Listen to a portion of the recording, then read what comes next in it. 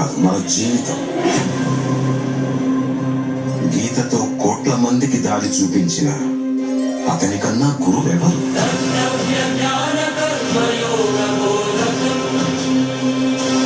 రక్షణ కోసం సముద్రం మధ్యలో ద్వారకా నగరాన్ని కట్టిన అతని కన్నా గొప్ప ఆర్కిటెక్ట్ ఎవరు?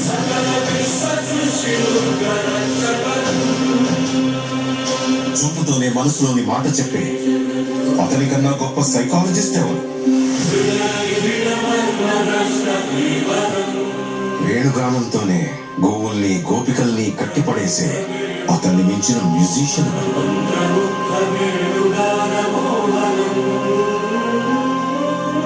నిత్యారోగ్యంతో ఉండే సూచనలు చెప్పిన అతనికి మించిన డాక్టర్ ఎవరు?